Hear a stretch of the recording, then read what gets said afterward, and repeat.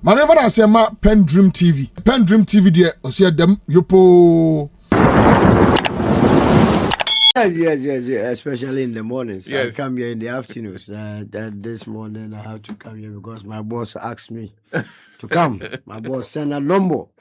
So I'm here for you. Good morning. Good morning to you and good morning to your cherished listeners and viewers. I see a lot of them on social media. You've been doing well. Radio Good, morning shows, I can say is among the best. You educate the public a lot. So I always listen when I'm on my way to to the other stations.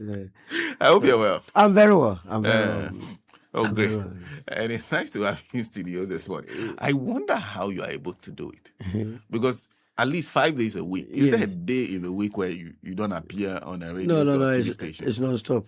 They will not even allow Not you a single day. Every day. But some days I realize you do from morning through to evening. Sometimes I do 4. Sometimes it's 3. It's not easy. You have to cover everywhere so that you can spread your message. Even when you are a new political party, and also especially when we were a movement, we needed to preach the message.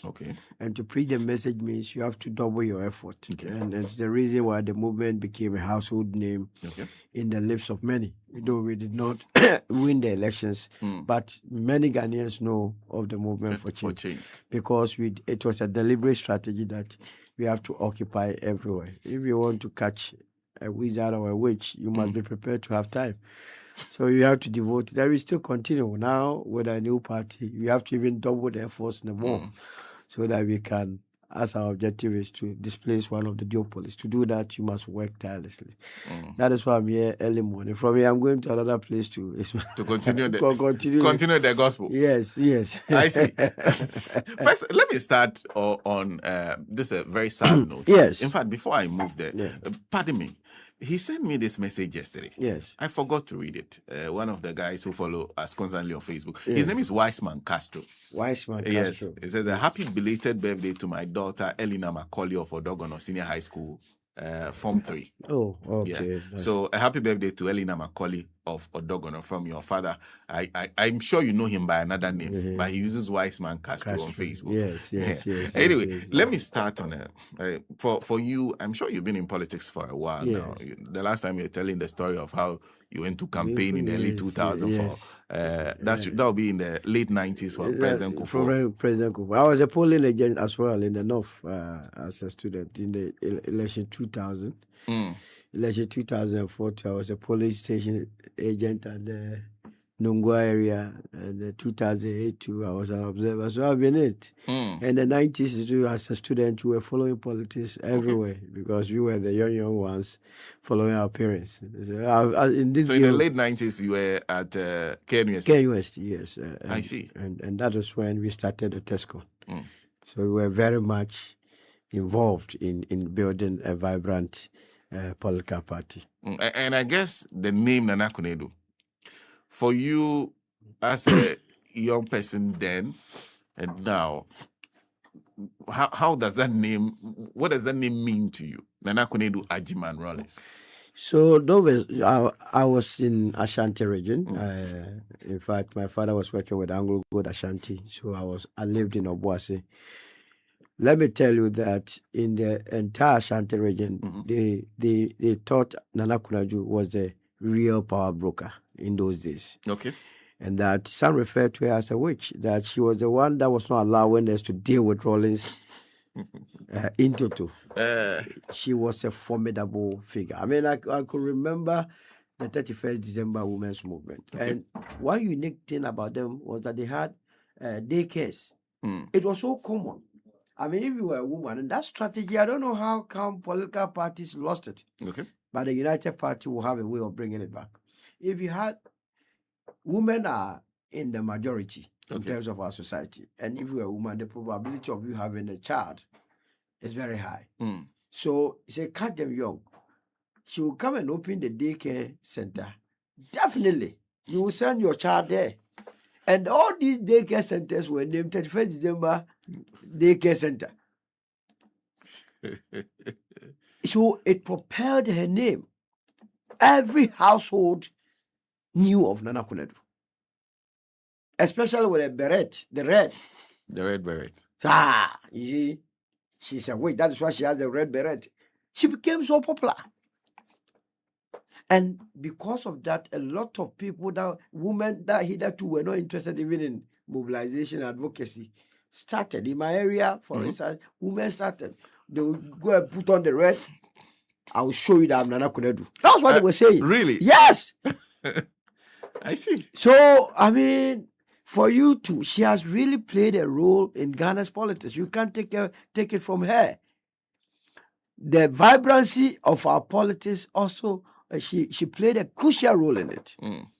That yesterday when the news came, it really hit me that this woman, one thing I like about her is her dancing. When you meet her in the public, she will dance to you right now. Yeah. And she's always cheerful. Yes. So cheerful. Yeah. Always wore a smile. And very detailed. And straight to the point. So now if you commit an offense, right, she will tell you. I think that's one of the traits that all of us must learn. She doesn't want to harbor all these. She will see you and tell that that's why you are wrong. And that is it. She moves on. Straightforward a character. And I think that Ghana would have to remember her in a special way. No matter our political differences, she has really played a part and paid her dues. I remember one advert, send your girl child to school. Yeah. You know, in those days, I mean, our cultural settings didn't allow women or girls to go to school. Deliberately, they introduced our send your girl child. It was an advert, and it is one of the reasons why today, if you were to go to most of these schools, women outnumber men nowadays. They outnumber them and they outperform them. Like anytime I go to speech and prize giving days of Miss schools, sometimes I wonder, first 10, you could have only one guy in there, but he is even placing 9th. Yeah. First 9. They are all, it's all women. You go to our universities, they are the ones getting the first class. I thought it was a fluke, but I realized that no, they have been emboldened, they have been conscientized. Society, led by Nana Konadu, has really, really tuned their mind into positivity. And I have never seen any first lady, quote me anywhere, first lady who was so visible, who was so an activist. She was an activist everywhere. In those days, in the early 90s, every village you will see this woman. Yeah. She really helped the husband. I'm telling you. Because the kind of antagonism, the kind of propaganda that was unleashed on, especially those of us who were in Ashanti region, on Rollins, sometimes Rollins will come on television and say, hey, switch it off, switch it off. It took Nana Konadu to gradually change that perception with the 31st December Women's Movement.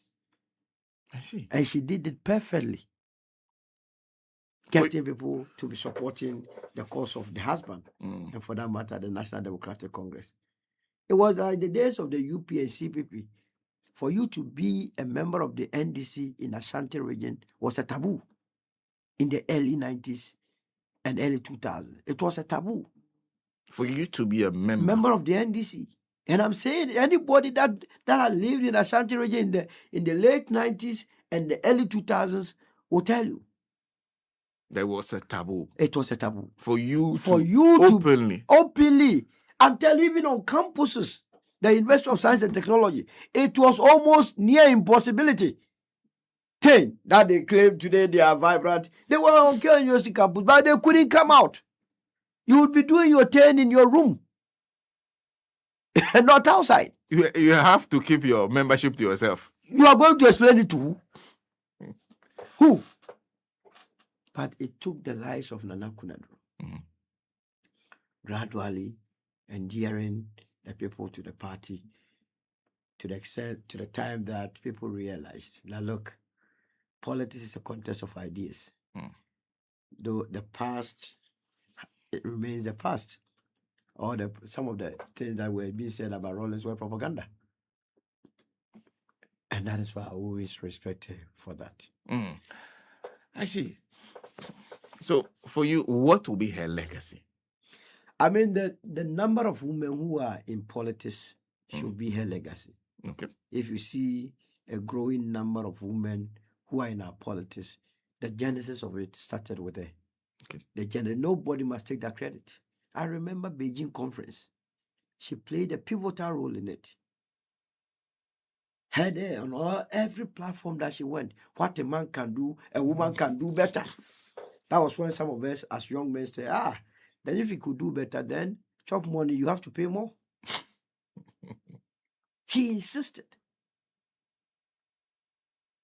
Going to villages. I mean, what's the name? Hanabisu has been telling her story that she was discovered by Nana Konadu Ajima Rollins in a village, brought her to the city, trained there. She's now Dr. Louise Hanabisu, current National Women Organizer. And not her alone, a number of them. A number of them. So we can't take it from her. Some of these things are intangibles, but if you were to put value to it, it will outnumber or outvalue any physical infrastructure that we would have put in place.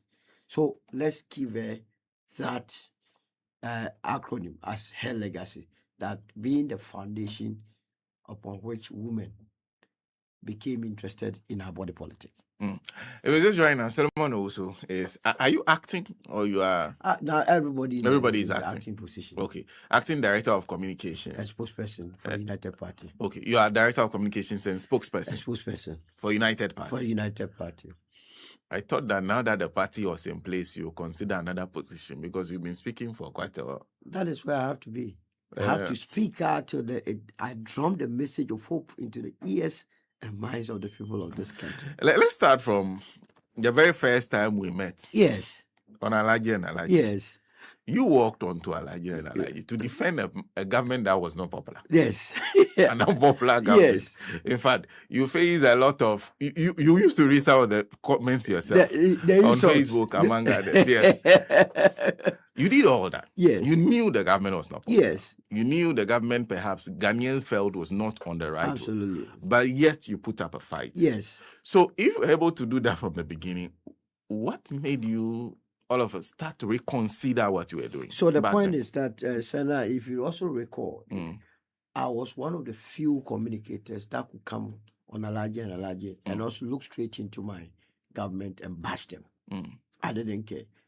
As we speak today, I believe that those policies that I defended are still good policies that the country has to take a critical look. Okay. I defended the policy of one district, one factory. Who would kick against a policy like one district, one factory?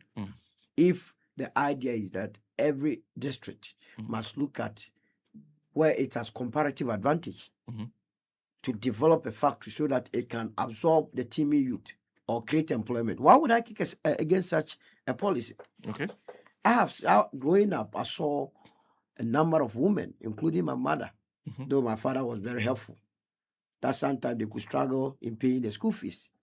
So if you are bringing a policy of free SHS, I will support it. My original position on the matter was that, yes, we must try and identify those that are needy, but at least those that have what it takes must be made to pay half. Okay. Not to pay, or at least they would have also enjoyed some rebates. Okay.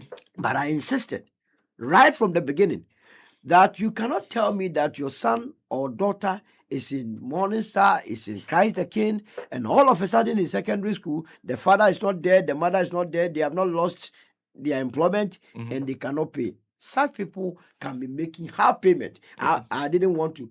I was not pushing for full payment, but as a half payment, so that at least they would also know that somehow, the state is also thinking about them. They are also enjoying rebate. So I supported a free SHS, and I will any given day with this same position defend it. You understand?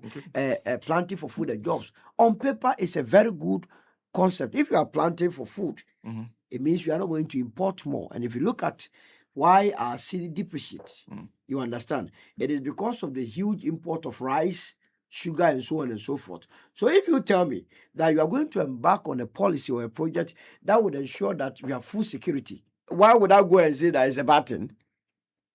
But the reason why some of us felt at the point that, look, we have to live beyond the internal nuances of politics, was that we realized that it was becoming a talk show. On paper, the policies looked good, but the implementation on the ground was so terrible.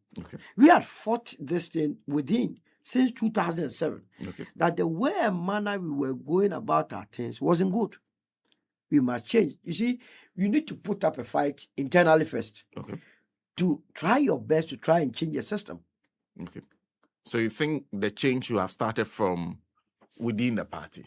Yeah, we started. Yes, we drew the attentions on countless occasions. But when now our politics have become, we have had a lot of bootlickers in our politics. When the thing is even wrong, before it is benefiting a lot of them, they will say, oh, no. They will give you beautiful reasons why they think your position is wrong. So we realized that we were not going to succeed. And that is how come in 2023 we left the party. So from 2007, you've been pushing. We have been pushing a change agenda. That they must go back to the original ideals and principles of the party, and for that matter, what we intend to do in government. What were those ideals and principles? So consensus building. Respect for divergent opinion. You understand? Honesty. It's a key trait. Honesty. It is missing in the party. People now they lie with ease, blatantly, so that they know that this is white, but they will tell you that it's black. So we felt that we couldn't be part of a system that we are not honest. If we had done all this consensus building, you cannot claim to be a vibrant political party that do not believe in consensus building. Because you can never have it's not always that you have your way. You have to give out something to get something. But by the time we were leaving the party, I don't know whether now they have changed. It was all about me. I said this, that is it. That's the leader of the party, like Konadu. That was what he introduced into the party. And if you did not agree, what will happen is that attacks are unleashed on you. That's why I come and saw these invincible forces and all the tax that you could think of. But we didn't start this party with tax. You think the NPP had at some point become a personality cult? Yes, it was all about Akufo-Addo. It was about Akufo-Addo. If you disagree with Akufo-Addo, you are out of it. You dared not. He was a thing god. And now they are speaking. Because a lot of them became timorous souls by virtue of the fact that they are bootlickers. They were thinking about their stomach, but not the collective good. You see, if you're a politician, your mindset must always be what to do to build or better the public interest. You are serving the public. It's not about yourself. Sometimes you have to deny your own family pleasures in life to satisfy the larger populace. But this time around, it became, oh, it's me. So whatever Akufo-Addo says, I don't want to offend him. Let's go to that line. And then, because I'll be making something out of it, I'm okay. They don't care about the rest. But he was the leader of the party. And the NPP's constitution is not the leader of the party. He was not. He was not the leader. The leader of the party remains the national chairman. And deliberately, they weakened the national executive. If we are a national executive, and they also were not, as it were, creative enough. So they would always depend on the executive. If you are a national executive and you are still depending on the executive, it means you are at the beck and call of the executive. They will impose their ideas on you, impose their policies on you. And so consistently, the national executives became weakened. Even though he was not supposed to be the leader of the party, your opinion, he seized power and became the de facto leader. Absolutely. And that is why at a point in time, he had a problem with about more than 80 MPs. Can you come to terms with it that your own members of parliament will have to come out openly and say that we don't want a particular minister, the finance minister. Yeah. From the same family, something that they could have dealt with within. And before the members of parliament could come and have that press conference and tell the whole world, it means they would have discussed with the National Executive Committee, headed by the national chairman. And perhaps sought an audience with him. And they agreed. Because they claimed that they had several meetings with the president. The president was not budging. Because it's his party that gives birth to government. Mm. The president became president by virtue of riding on the wheels of the party. Yeah. So the party must be the one that must be dictating to you, not you dictating to the party. Okay. But he turned it upside down because people had become so selfish. And once selfishness becomes part of your life, you cease to reason. You don't reason normal anymore. It's about who is causing the tune that you would, as it were, follow. So we couldn't be part of such a system. But with the personality of the Kufuor, was that not predictable that the party was going to get there? No, but where he will become the dominant figure. I believe that the party shouldn't have allowed that because we have had people of higher stature in the party that the party never allowed such things to happen. The party never allowed Mr. Kufuor to have his way. Mm-hmm. Because people then, the likes of B.J. Darocha, the Alajetes, the Ejeni Buatins, the Dambotres and so on, they could speak. Mm-hmm. But the latter day Saint National Executive Committee, how were you expecting Buga to go and tell Akufo-Addo to do otherwise? Mm. You believe for a moment that Chairman Buga can go to Akufo-Addo and even put cogent argument together and say, "Now what you are doing is wrong"? And these were carefully orchestrated. He realized that he needed weaker people to be in positions so that he could manipulate them. You think the executives in place now are the executives that he is comfortable with? Oh, very comfortable. That's why at the moment, you have the substantive national chairman of the party who has gone away. He says he's sick. He's not in any hospital. He's not bedridden. But he says he's sick. He's not more interested in being the chairman of the party. You think that's a resignation? It's a resignation. He's gone. He's not ever going to come back. The national chairman the family has warned him not to come back. The family? Of course. Has warned? He is their property. They have seen the collapse of the party. Why must he come back? Are you saying that the elected national chairman of Stephen the NPP Ayensu is not bedridden. Let's get it straight. Okay. Or you have information that no information. He is happily living in his home. He has gone away. He has abandoned the party because he sees the party that he enrolled in or signed on to as totally deviating from their core values. Okay. So why must I be part of it? He's gone. Be that as it may, you had an opportunity in 2023 to move a candidate that would take over the party and perhaps change the face of the party. But you still decided that at what point did you, because you started that agenda within the party, at what point did you give up on that agenda? So the point is that the original idea was that we were not going to take part in the presidential primaries. Really? Right? It had been decided. Because we have seen what had gone on.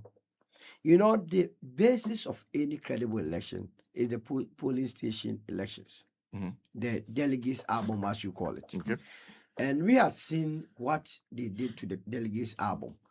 That they just went around, commissioned bootlickers within the various constituencies. Mm-hmm. They will come, send a number, they look at you, they put your name there. They go on. You see, my constituency is Okakwe South. Mm-hmm. You go to Kaneshi Market, you see the people that sleep outside there. Yeah. They will go there and then register all of them and put them in the delegates album. Really? I am telling you, I went to court severally on that matter. You took this matter to look, if you go to Okakwe, go to the courts. The number of times that I went to court, at a point that Gary Nimaku became so frustrated with me. And I told him that, look, Gary, I'm not doing this for myself. Because you probably do not know the genesis of this party. You did not have the benefit of going to Sobayiri in the Jirapa Lambusia district to be a polling agent in the 2000 while you were faced with death and you defied death.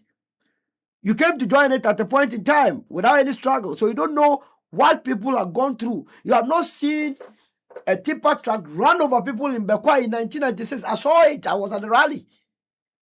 So let's do what is right.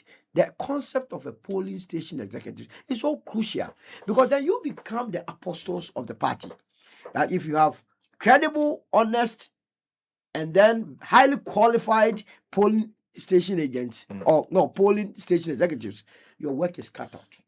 They will be doing the campaigns at the local level. So why don't you get the right people, let them go through the elections or selection process so that the party could be vibrant at all times. They said no, because of their parochial interest. One, for purposes of electing their flag bearer, their choice of flag bearer, and two, who become the parliamentary candidate.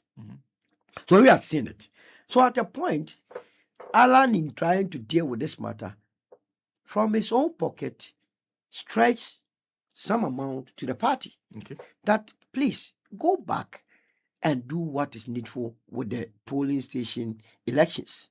So that he was ready to give money. He gave money from his side. That this is my token. Use it to as it were, clean the delegates' album. They took the money. I don't know what happened to it. So before, when we were campaigning, we realized you could go to a constituency, say that all the people that they will present you as the delegates, they are not the delegates.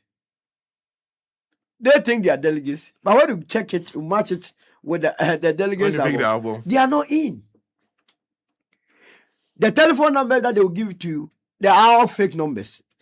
The constituency chairman has the original numbers of the fake people that he has put in there, so he will be dealing with them whilst you deal with fake people. So you realize they were setting you up? It was settings. So we didn't even want to take part in the super delegate election because we knew what was going to happen. And I said, what?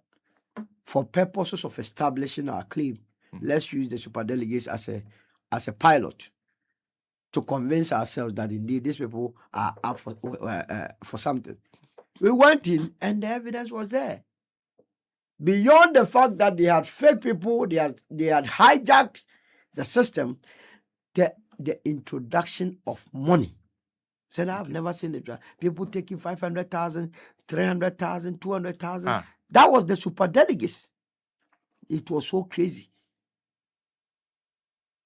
Does it surprise you why you are now hearing 2.2 billion based at the National Service Secretariat, Hanan and Co. being charged? All of them were supporting Mahmoud Bawumia.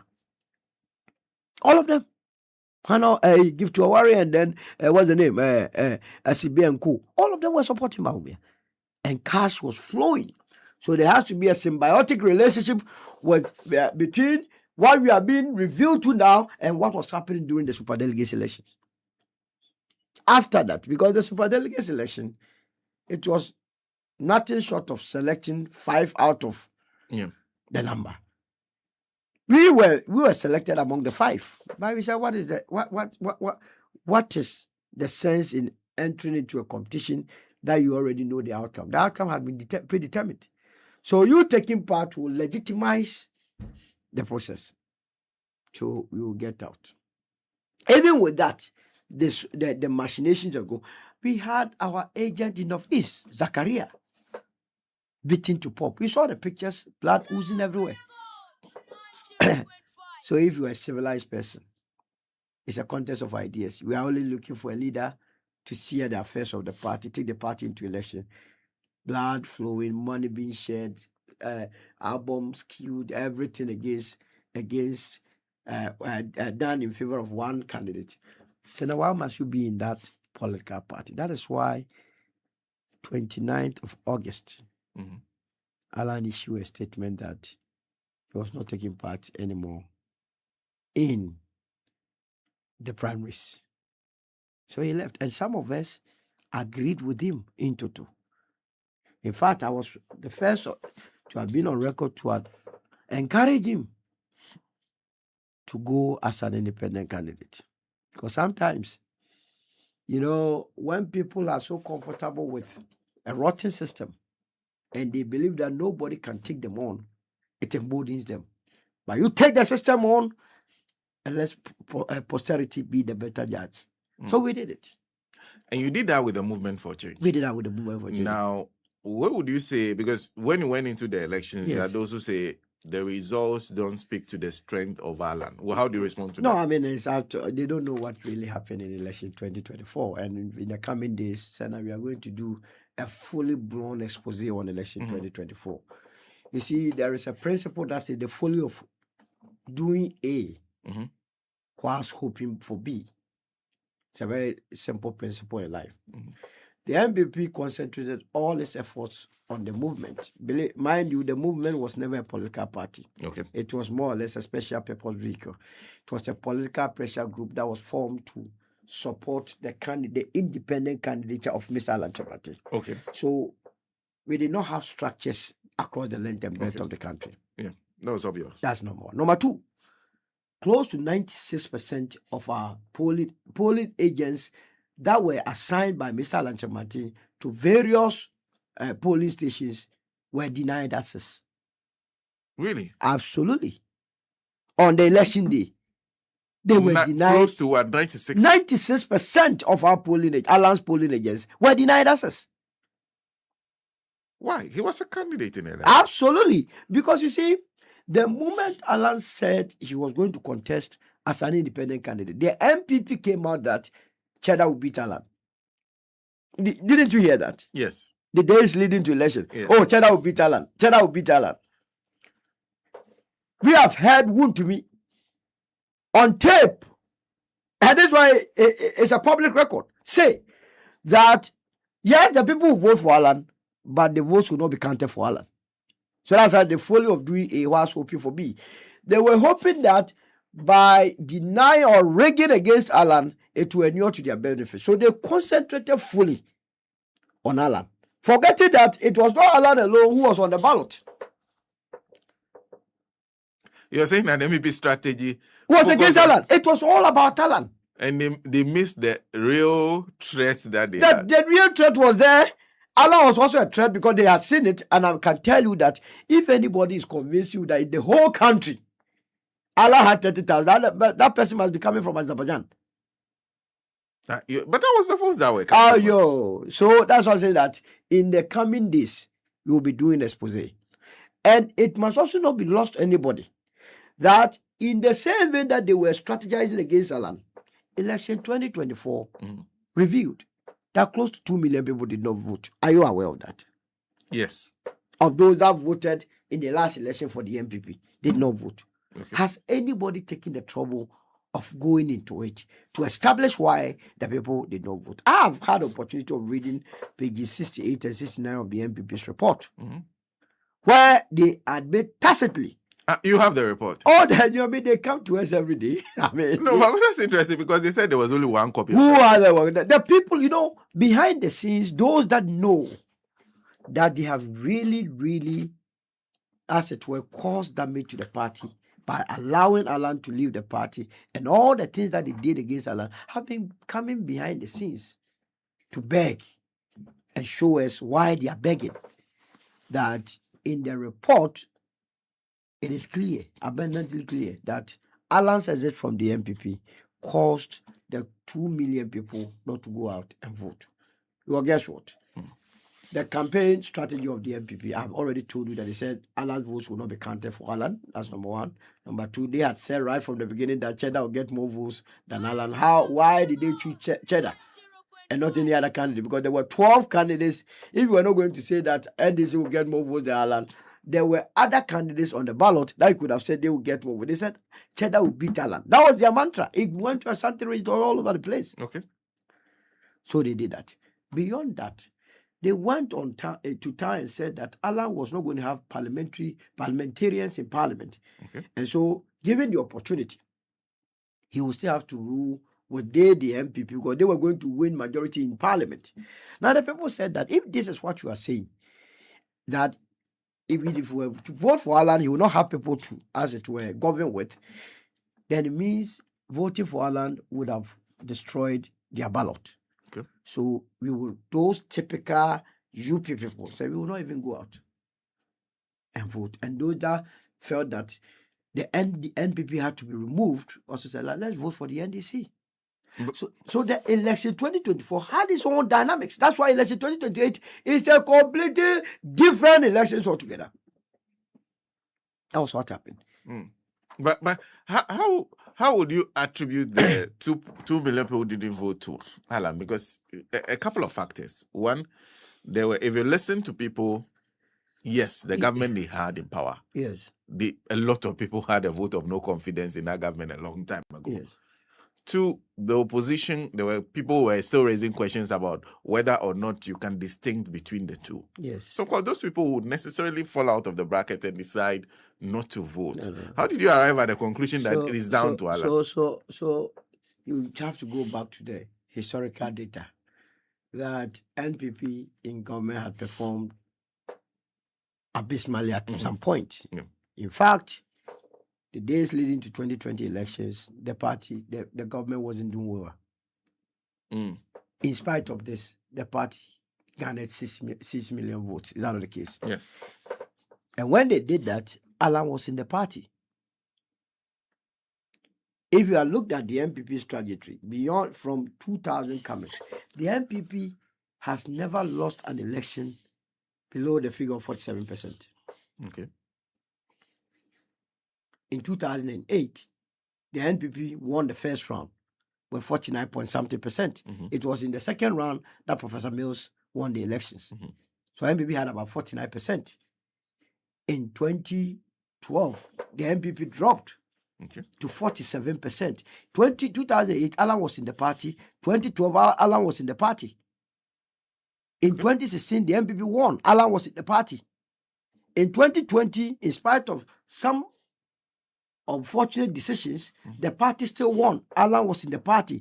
Alan left the party in 2023 and 2 million people do not vote. How then do you say that he was not a contributing factor?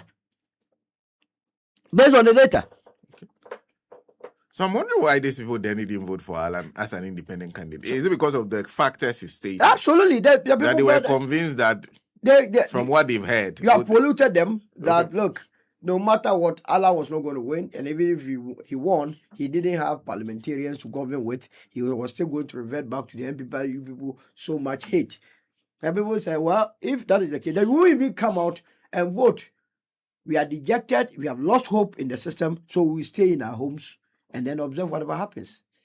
Like giving up. And that's why they stayed in their various homes. And I can tell you that since Thursday that we launched this UP party, the number of people that are calling in respect of this, that yes, I didn't vote. They are interested in joining. They are already joining. You go to our website, www.unitedpartyghana.com.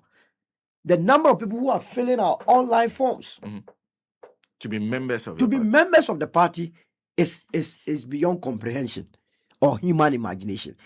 And that's why I'm saying that the Ghanaian is very cunning. We underestimate the thinking prowess of the Ghanaian. They know what is right at any given time. And so Alan's exit was what caused their total defeat. And they know it.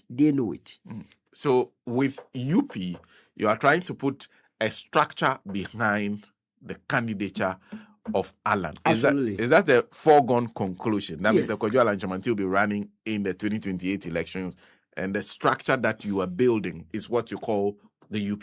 So first of all, the party is not being built around Mr. Alan Chamanti. It's a united party. He's an individual. Okay. We would never do that. That is the problem that the NPP is facing now. Okay. A party that was built around ideology turned into a party built around Nana Akufo-Addo. Okay. You understand? So as he exited, the party became dejected. We are building a vibrant party to the extent that if Senator Nombo feels that he has what it takes to lead this country and wants to take part in our presidential primaries. Even for the 2028 elections? Absolutely. So if I join your party today and I'm old enough, I can contest? Absolutely. Okay. You can contest to become the flag bearer. And one beautiful thing with the united parties that we only look at competence. We are not interested in money. Okay. Now you need money too for elections. Look, when I was in NPP and the NPP started, none of the people who are claiming today they have money had money. They were all poor. Remember, they had gone into exile, a lot of them, and they were not doing any business there. So when they came back, life was so difficult. But how did the party survive? Parties survive on payment of dues and fundraising. Because it's a non-profit organization. It is the few people, the criminals, the greedy bastards who have turned this thing into a money-making venture and calling themselves financiers of the party. You're saying the money that can be used to run a party can be generated from the membership. If your ideology, if your vision, if your mission is so clear to the members, who belongs to an association and does not pay dues? They ought to pay dues, because it's out of the dues that you run your activities with. You understand? And also fundraising here and there. That's how churches have sprung up, survived all these years. When you go to your church, do they have a galamsey who is a financier? Amongst yourself, always you contribute to build your own church or temple. Is that not the case? Yes. So why must it be different from political parties? Roman Catholic Church have been building around, the Church of Pentecost have been building, Assemblies of God, and all the churches. Do they go for a loan or something? It is their members that contribute, because you are part of it. To pay dues is to establish your membership and also ownership of the party. Okay. And people who intend to join the United Party or have joined it, do they understand that? That is what we are preaching to them. You see, it's reorienting the minds of the people. Let's face it, the two political parties have muddied the waters. Okay. They have created the impression that payment of dues is not necessary, because once you taste power, and the interest is that both of them have tasted power, so at least they've been able to build some few members amongst them to be rich. Mm-hmm. So they are always depending on them. Depending on individuals within the party, few of them, means selling the party to the individuals. So if I invest in the party and the party comes to power, what moral authority do those of you that did not contribute, have to come for contracts? But if you pay the dues and I pay the dues and all of us brought the party to power, it means we all have equal say in the party. Then the choice then is narrowed to who is competent. Because the United Party is a broad-based party that intends to deal with the issue of winner takes all in our body politics. Winner takes all. That is what is killing Ghana. Sarah, can you convince me that when the NDC, as NDC is in power, mm-hmm. all the technocrats, all the high brains, the good brains that we have in the talents that we have in this country are with the NDC? It cannot be. We have people within the civil society organization, lecturers and so on and so forth, who are very good, but who do not want to be associated with political parties because of the way and manner we do our politics. But they have something positive to offer to the people of this country. Why must they be left out of governance? These are people that the United Party is coming to liberate. Women and children. Women are vulnerable in society. We believe that with the right strategies, we can attract more. How can you leave the greatest percentage of our population out of your decision making? Women are more than men in this country. Sure. And who is representing them? So they will be amply catered for, and we would encourage them to be part of the United Party. The youth. We have a very youthful population, Ghana. Now the problem is that we are churning out more graduates with less jobs. People that finish university 5 years, 10 years, 3 years, 2 years, they are home not getting jobs to do. They are focused, creating an enterprise economy that will absorb all these people to come and work. They have to work. They have to be put to good use. That is why when we brought the Great Transformational Plan, which is our blueprint anyway, we said that is our blueprint. Okay. We are not going to deviate from it. It's not like as if you're going to generate another. No. That's our blueprint. That is consistency because it's a plan. Okay. And our problem has been the same problem since independence. You understand? We believe that when a child finishes secondary school, we must not push the child or that ward immediately to university or any tertiary institution. Okay. There has to be a break. That young man or woman has to taste some level of employment by way of skill acquisition, that you take them through apprenticeship. They have to learn a trade, that is carpentry, welding, electricals, what do you call it? Making of hair. Yeah. I mean, hairdressing. Tailoring. Nowadays, makeup is big. Absolutely. So the fashion industry. The fashion industry. Yeah. You see, when they acquire it, Senna, and they begin to work with it, after a year, they would have acquired the skill. Some would then decide whether they want to as it will, work with the skill that they have acquired or open an enterprise with it. Those that really want to be in our tertiary institutions will then continue. Not wholesale. After secondary school, we are proposing that some will also find their way in the security services doing internship there. Okay. You understand? So that in their youthful ages, they would have acquired a skill. And beyond that, they can then determine whether to continue their education. What we are doing now is wholesale from JHS, secondary school, university, home, no job. And those that are coming out, they have no skill.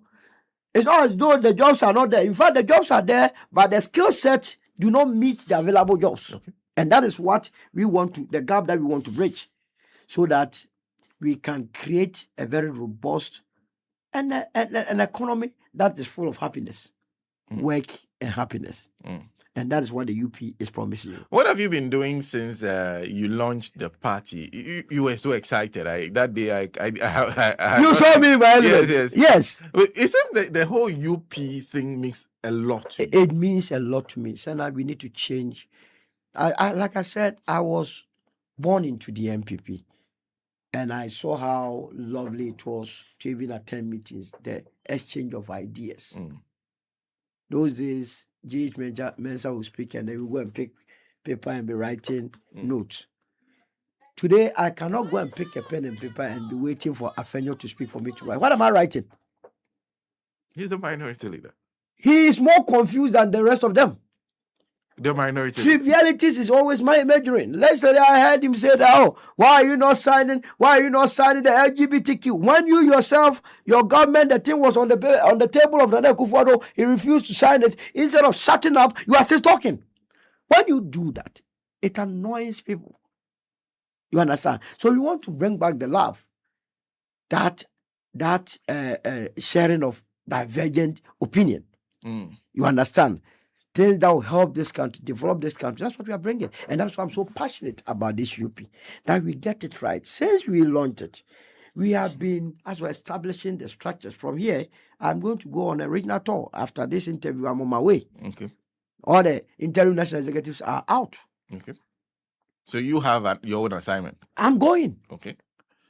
You understand? Because we mean business. We are not going to do it business. That is why people can say that new political parties do not make any impact. They do not make it because they are not organized. It's an organization decides everything. Once you are able to establish the footprint of this party in every nook and cranny of this country, then I can tell you that it is not a straightforward or something that you can say that, oh, Ghana, we have already decided on two political parties. It's not true. If that were the case, I'm telling you, no independent parliamentary candidate could ever win any elections.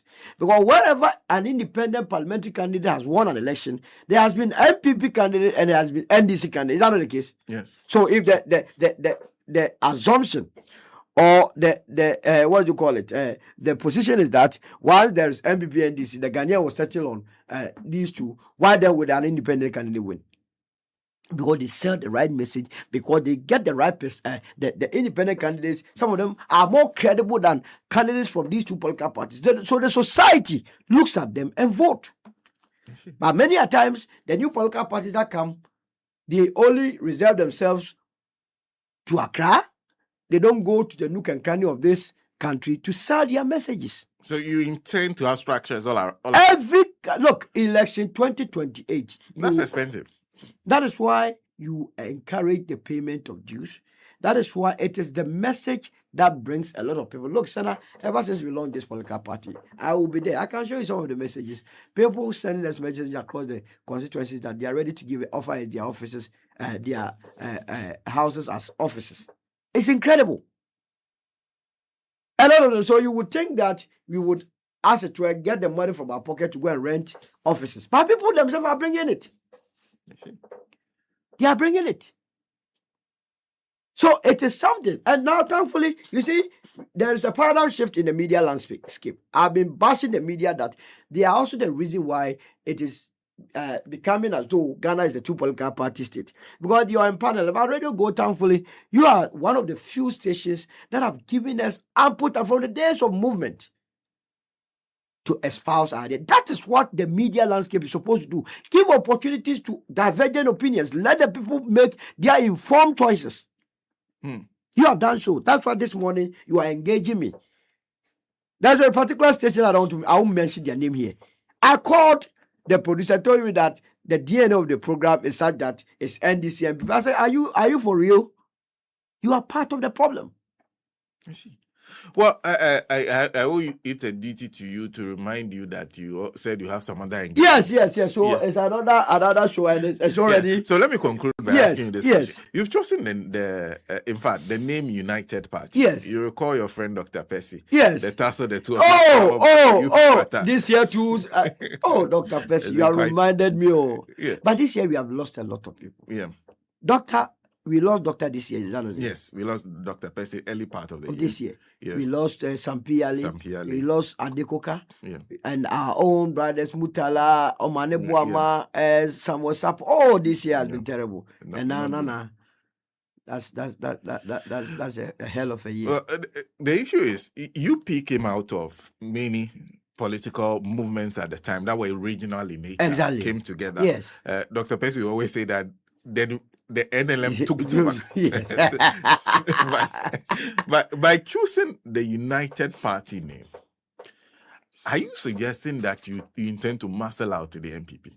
Are you looking for the NPP space? No, we are looking for one of the two spaces, and I think that for now... One of the two spaces, but you didn't choose a name that is coterminous with the NDP. So you chose the NPP. But obviously, most of us are coming from the UP stock. Okay. You understand? And we believe that there were some positives with the UP of old. Okay. So what we have done is that we have taken all the positive policies, programs, objectives, mission, and vision of the old UP, and that is why we say this is UP plus. And we have done away with the bad deeds of the UP. For instance, the old UP was very much antagonistic towards the CPP. Okay. With the UP plus, we are embracing all, and that is why, interestingly, we sent out invitation to all political parties. Okay. But it was the CPP, led by the General Secretary, that graced our program. And it tells you that they also recognize that we started our body politic with the UP and the CPP. Now, these two parties are fizzled out. But the two used to be. Yes. Yes. There were elements in the CPP that actually came out and absolutely strong elements of absolutely. So we want to bring back the love. We want to collaborate, to work together. Because if you look critically at our great transformational plan, it is all about the Kwame Nkrumah's 7-year development plan that we have, as it were, modernize it to fit the current situation.